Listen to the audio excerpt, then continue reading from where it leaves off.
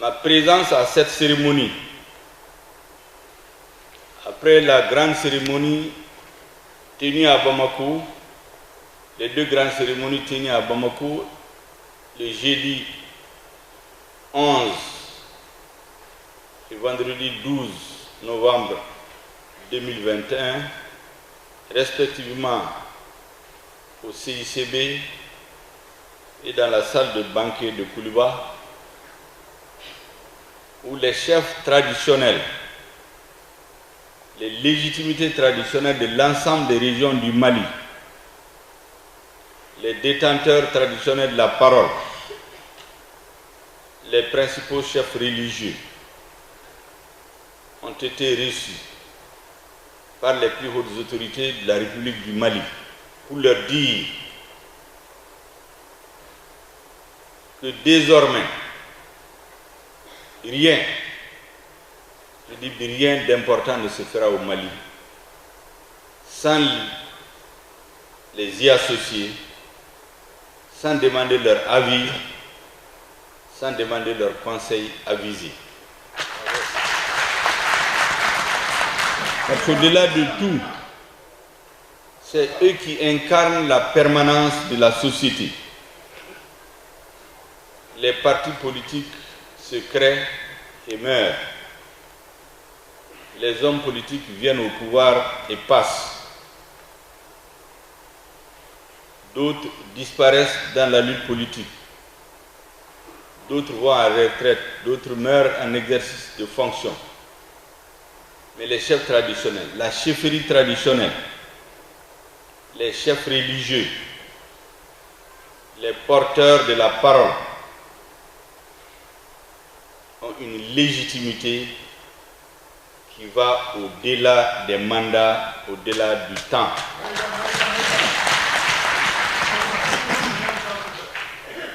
Et c'est pour cela que le président de la transition a décidé souverainement que désormais les chefs traditionnels de notre pays auront des signes distinctifs. Bravo. Pour que sur le plan protocolaire, ils aient le respect dû à leur rang. Parce que la restauration de l'autorité de l'État commence par la base. Et la base de l'autorité, c'est l'autorité du chef de village. La base de l'autorité, c'est l'autorité du chef religieux. La base de l'autorité, c'est l'autorité des porteurs de la parole dans notre société.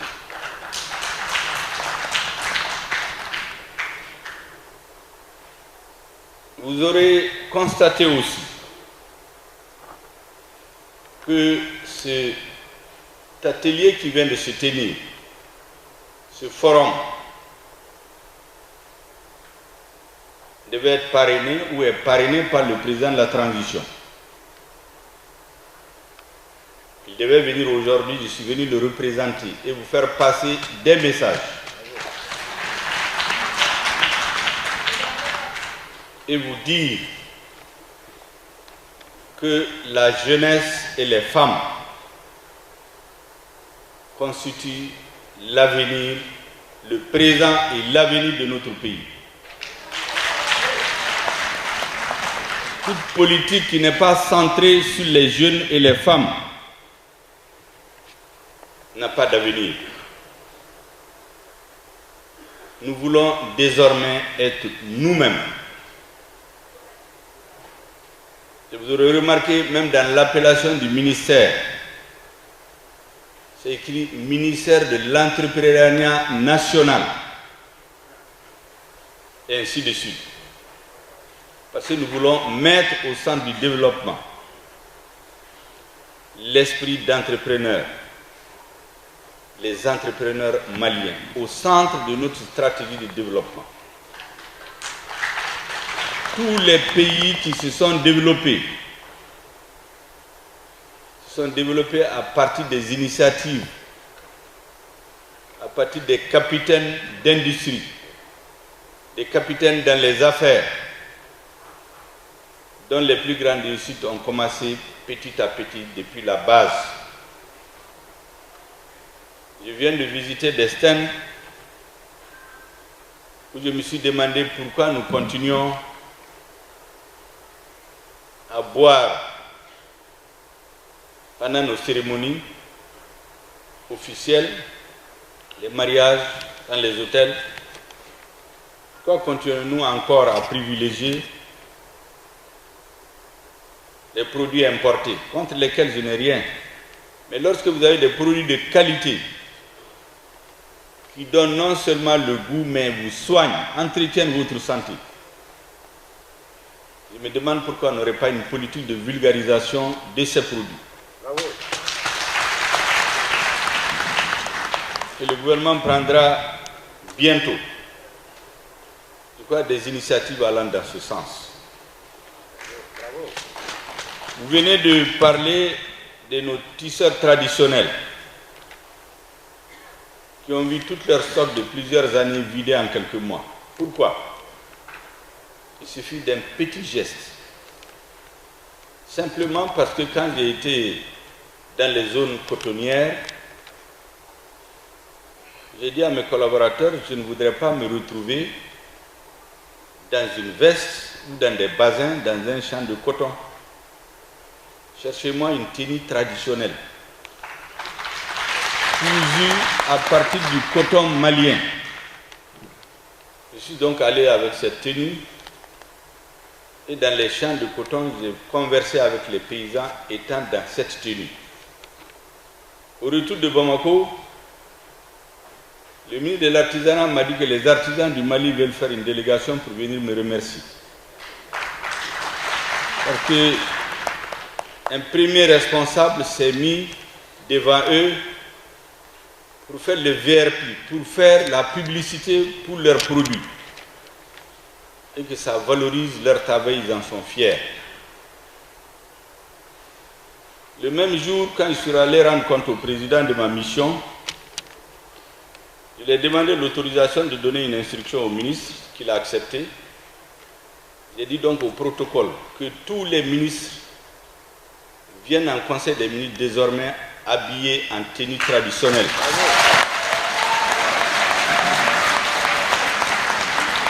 Et les militaires en tenue de combat. Pour faire passer un message clair. Pendant que notre armée se bat au front, laisse des vies tous les jours, il faut que les hommes politiques, que le gouvernement, que notre société aident nos opérateurs économiques, ceux qui ont des initiatives à prospérer. En quoi faisant? En consommant ce qu'ils produisent. C'est la meilleure façon de rendre service à ceux qui produisent le coton. Cette parenthèse, je l'ai ouverte pour vous dire que le changement est déjà en marche. Le Malikoura est en train de se construire petit à petit. Et c'est pourquoi je demande aux jeunes représentants du monde rural ici d'être présents aux assises nationales de la refondation et se faire entendre.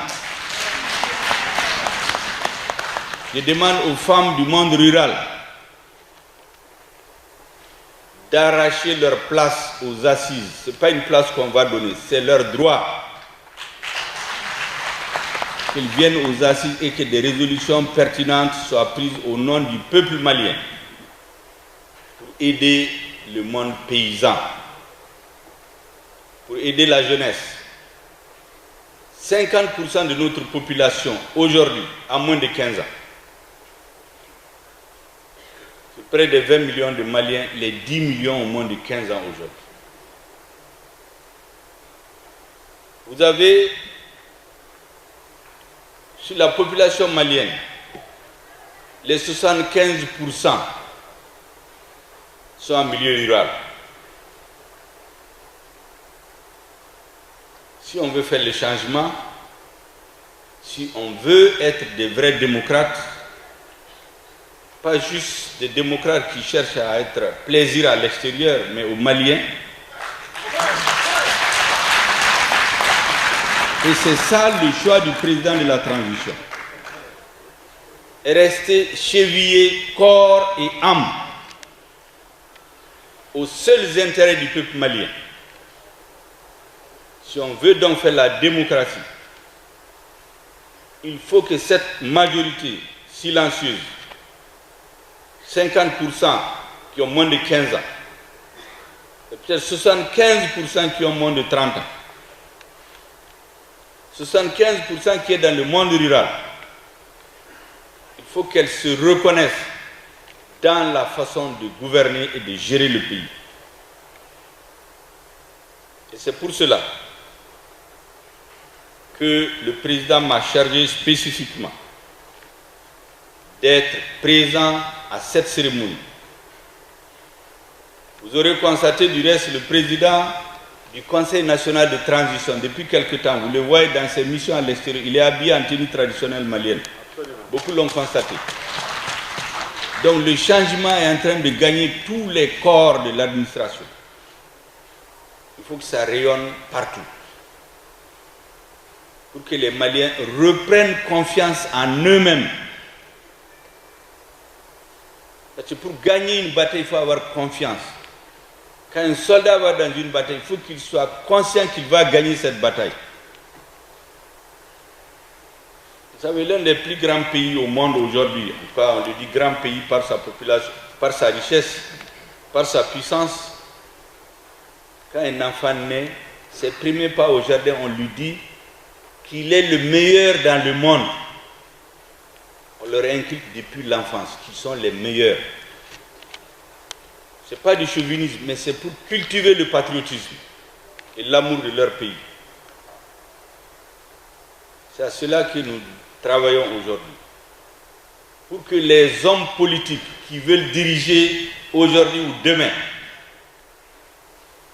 tous ceux qui exercent des responsabilités, se disent qu'ils doivent être d'abord au service de leur peuple, avant d'aller chercher des satisfecits et des labels de bonne gouvernance à l'extérieur.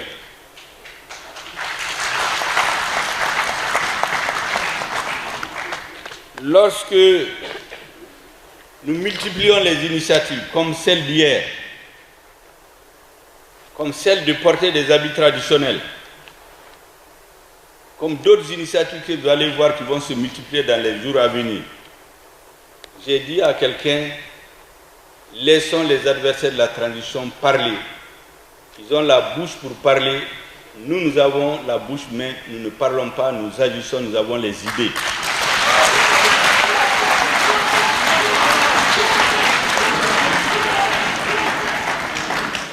Certains disent qu'ils sont riches. La richesse, l'argent finit, les idées ne finissent pas. Et le gouvernement de transition est riche en idées. Il est riche en initiatives.